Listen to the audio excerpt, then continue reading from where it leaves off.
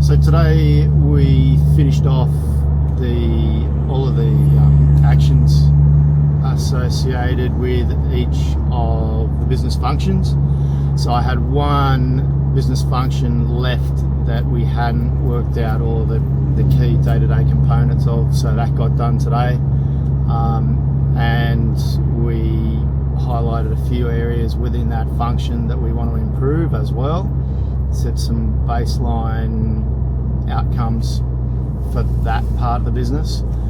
So we're now up to about 50 different specific elements within the business that we want to improve.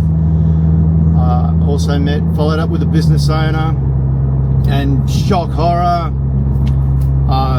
he hadn't completed setting up those KPI'S.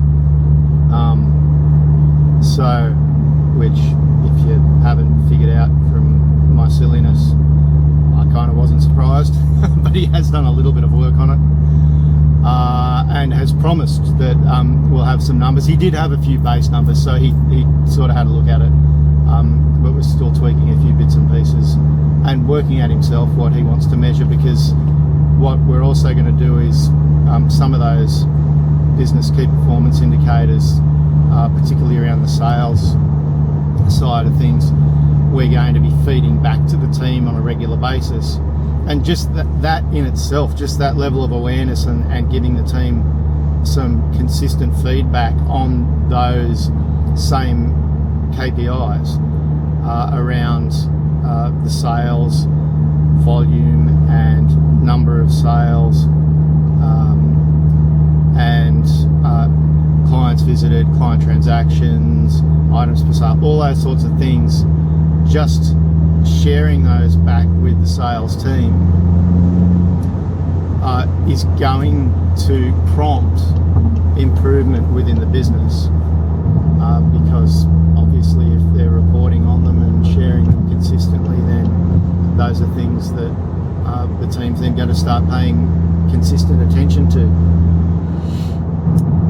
So that was good. We also had some discussions around, I met with the sales team, or half of the sales team, one person. There's two people in the dedicated external sales representative team. They have two people currently.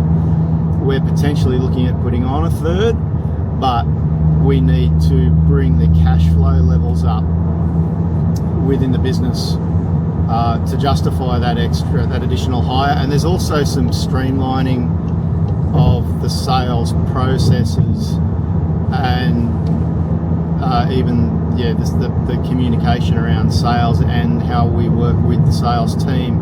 We want to streamline and tweak that a little bit before we bring another person onto the team. So that's still going to be a few months off yet. However, the one person that I did meet, he's an interesting kind of guy. He's a real gentleman, and has an established network over the years.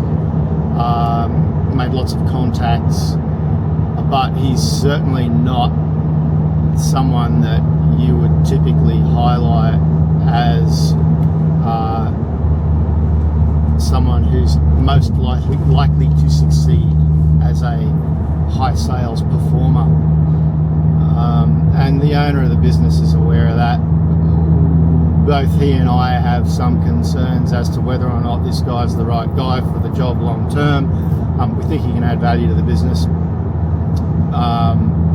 but his role might need some tweaking, because we're going to need somebody who's got some get up and go to really push the growth side of things once we get into that phase. But before we do that, we need to we just need to do a little bit of refinement and streamlining of the operational processes that are going to support the sales function, because one of the worst things you can do is have a fantastic sales and marketing campaign, go out and sell a whole heap of stuff, make a bunch of promises, that your business can then not deliver on properly, and all you end up doing is just ticking off a whole bunch of existing and potentially new clients, which is obviously not what we want to do if we want to grow the business solidly and stably. So with that in mind, I had the rest of the team from last week back in. We did a run through of those 50 odd objectives that we have to improve the operational side of the business, and I went through them all with the team. Basically gave them the brief before we ran through them of, let's try and pick the top 5 that we can start on now, that are likely that we can get some quick wins with, and that are going to have a positive impact on our day-to-day operations, both from an internal point of view and from a client perspective. So we've just kicked off nice and gently with 5 simple little action items that have been allocated, 1 per person amongst the senior management team. They're the key people who are most likely to be going to be driving the change through this process, and the key ones that are going to be implementing most of the things that we want to achieve. And they all seem pretty keen. Most of them seem pretty keen. Our mate in purchasing is staying true to form. Great talk, but we'll see next week when we catch up how much he's actually done. They're just real basic, simple little steps. I've had them all sort of start out mainly sort of brainstorming where they think the opportunities are and what they think is wrong with these particular areas that we've looked at. So I have a high degree of confidence in about 60% of the team that they're going to produce some good output for next week, and not as much confidence in the other 40%, but we'll see what happens. The fun begins. We've done, it's the beginning of these processes is always actual fun, because it's we get to have a whinge about what's not working, and we get to highlight all the things that we'd like to improve, and talk about how good things would be if things were better, and then we have this transition phase where